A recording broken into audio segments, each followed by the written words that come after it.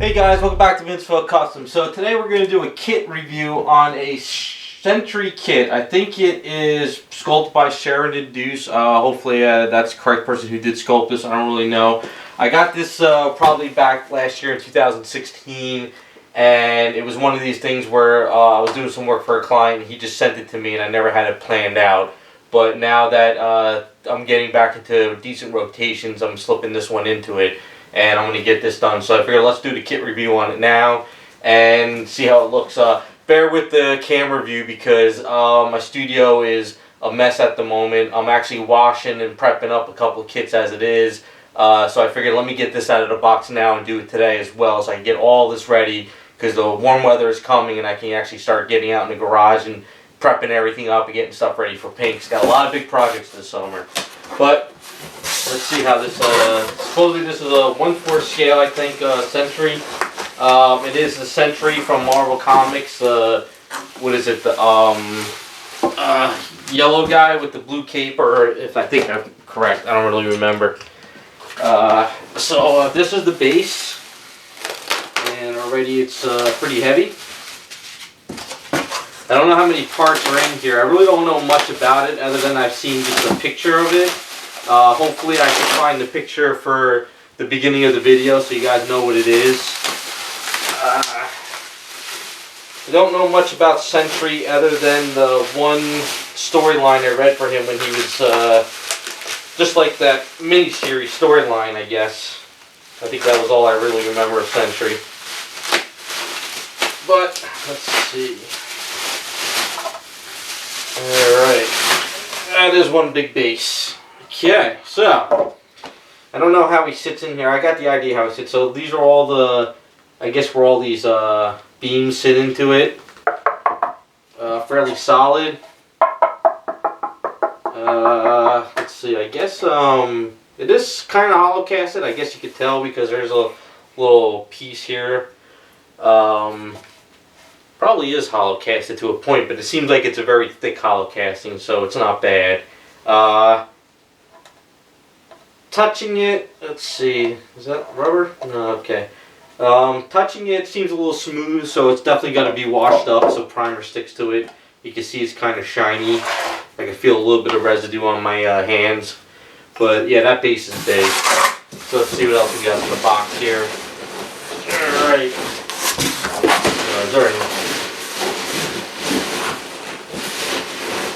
Okay, so I thought it was wrapped up in pieces, but it seems like there's another smaller box within this box. They're playing with me now. Let's see what we got here. Wait, what's this? That is nothing. Okay. Alright, we're gonna have to make a mess. Oh well. This is what you get with kits. They're not like pre-paints where you just pull it out of the box and everything's wrapped up. Everything's the best in these boxes, so let's see. I'm getting there. I'm getting there.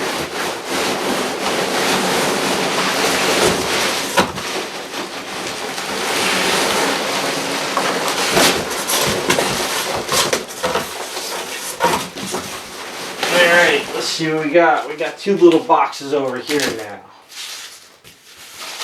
And made one hell of a mess. Let's see if there's anything at the bottom in here. Nope. Okay. Alright. That's a workout right there alone. Let's see what we got in this box here. So we got two boxes taped together. So we'll see what's in this one first. Alright, so this seems to be... Okay, so this is a sticker for bottom of the base, your Bushi collector. Okay, it's sculpted by Daniel Bell. Alright, I'm sorry about that. I was mistaken. So as you can see, like I said, I don't know all the sculptors that sculpt these things, so I'm learning as I go too.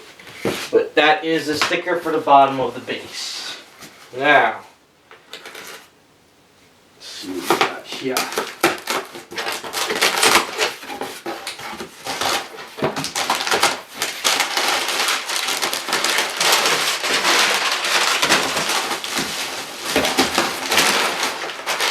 Alright, so this is looking like it's the cape. So we got I guess a piece of the cape here. And then I guess this is the whole back of the cape.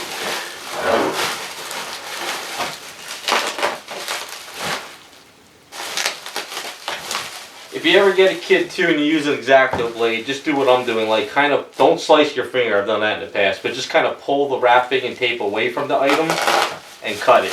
Because you don't want to dig this into the item and scrape up your item.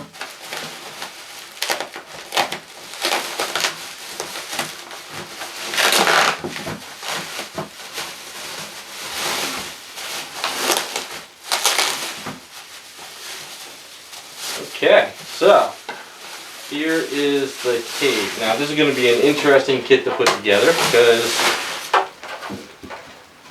not bad, fairly thin, but it seems to be good casting. We got two keys over here, and then we got the hand here, so that's going to be kind of confusing on how to put this together and make sure you can still ship it at the same time. Now holding it up to the light, I could kind of see it's pretty thin in some areas, but it still seems to look pretty good. Okay, so I guess this piece goes underneath the hand here like that. Okay, so that's how that goes. So we're getting a little bit closer on the cape for you guys. So you can see here's the hand, here's these two pegs. Yeah, so I guess it's more or less I got to try to design it where I can paint the cape and then pop it in and glue it. I don't know if I can do any magnetizing. I'll have to see. Just one of those kits where you might just have to put it all together and pack it the best way you can to ship it. Now I guess this is all the body and the rest of the parts.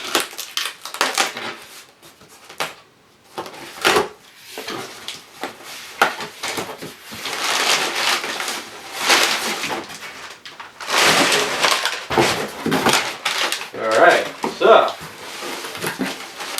here's the main body.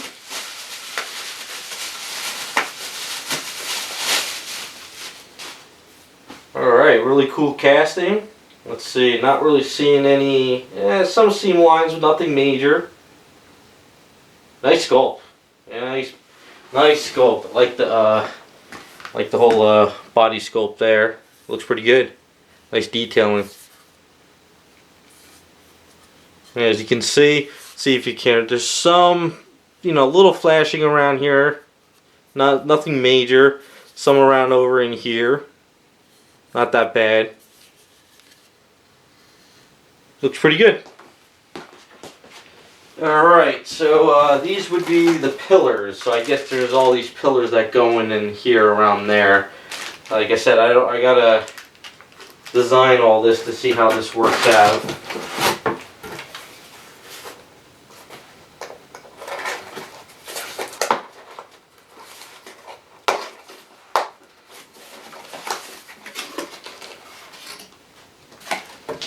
So this would be the two heads. So at least the heads I can make magnetized heads, so that's good. That's one less thing. Oh wow, they actually sealed it. That's a first.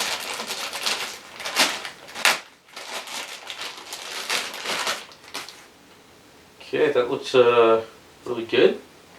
No serious flashing or anything.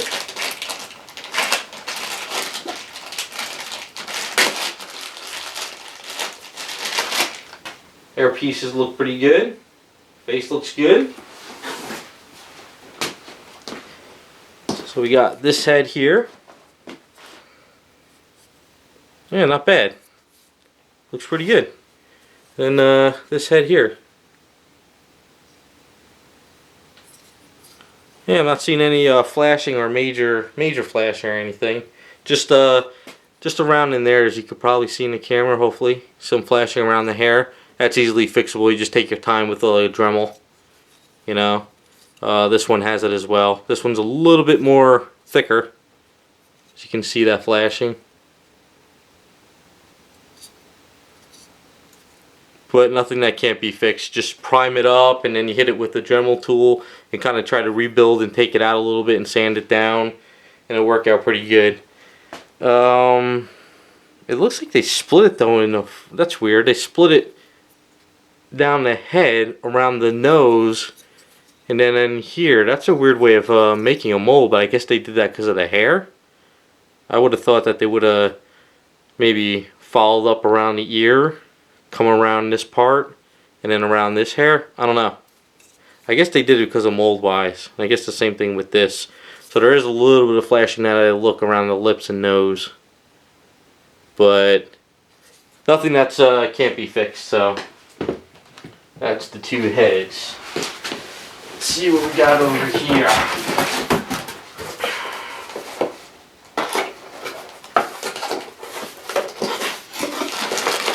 Alright, two arms or legs. I think it's legs. Yeah, legs.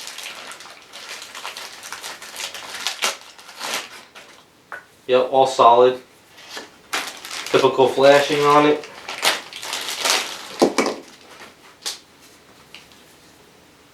Yeah. Legs, nothing too serious. I guess this one goes here, this one goes there. Yeah, that's a heavy kit already, just with the legs and torso. That's a solid kit. Alright, what do we got here?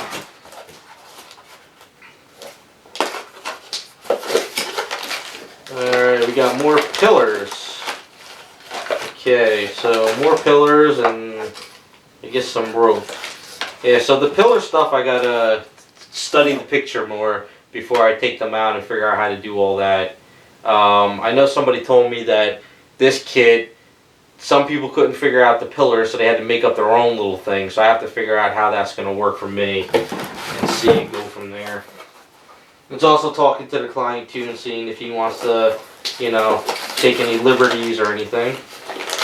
So here we got feet, one hand, wrists. Yeah, okay, so we got the feet, the hands, and we got some more wire stuff, I guess, for the pillars that comes out of the ground. And one last box. No tape on this one. And more pillars. Wow, a lot of pillars in here. But they're all numbered, I guess. So we got like, what is it, number 6, number 8. I don't know if there's any directions in here for the pillars. I didn't see anything. I don't know. I'll have to go through the box more. Gotta clean up this mess. But that's the Sentry Kit. So looks pretty good. Pretty straightforward. Gotta see how this all sets up. Wrong leg. Alright, so got that leg there. Nothing too serious with flashing. And you got a nice leg here with the boots. So there is a key underneath there. So I guess it goes in the base somewhere. I don't know. I gotta look at that picture again and see where all this stuff goes. See how it all sits in here. This is one solid kit, and this is one big kit too. Jeez. Yeah. I'm a little shocked with it because I have to see all that pillar stuff. The cape, let's see, will go in the back here like this.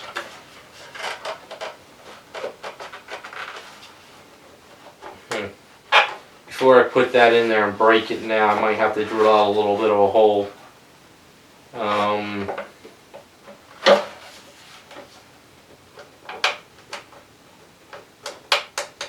Yeah, it'll probably snap or get stuck if I do it right now. So that's not a good idea to mess with that too much.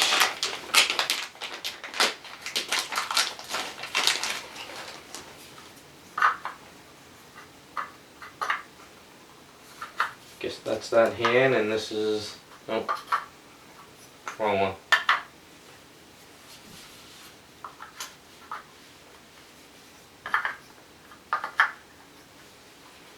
Yeah, pretty cool. So there you go. That's the Sentry Kit. Pretty straightforward. Like I said, hopefully I got the picture in the beginning of the video. I'm going to wash this up today, get this cleaned up, get a lot of this residue off of this stuff. So this way when I go out to the garage, once it gets a little bit warmer, I can have everything in one shot. I can prime everything up and get it all set. I like to make sure all my kits are washed up, sanded down a little bit, and then primed, because lately some kits I've been getting are so oily from the casting residue that primer won't even stick on it, and I don't like to take the chance of making sure the primer is not sticking, so I always go that extra mile. So we got a lot of washing up today on this kit. I got to clean all this stuff up. Maybe there's some directions here, maybe there's not. I don't really know, but that is the Sentry Kit. 1/4 scale, pretty solid, pretty heavy.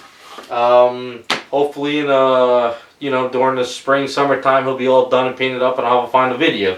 So sorry about the crappiness of the video. These bigger kits, I just don't have any room to set up in the studio with this stuff, because these things just get bigger and bigger. Alright guys, I want to do a little bit of a tip on this specific kit anyway. If anyone has it that they haven't worked on yet, or somebody might be working on it, it's a good thing I didn't post the video yet after my review. I went out into the garage the day after I did my review, and I started working on this along with some other kits. And I'm at the point now where I'm getting ready to do the final touches and start organizing all these beams to see if the person I'm doing for wants me to make it all one solid piece and ship it like this, or if he wants me to kind of mark it out with some color paint where each beam would go into the base. But the one thing about this kit is I really want to talk about is this piece right here. Now there is a strong metal rod in here that was casted over it, but I'm still a little concerned about this rod, and I'll show you why.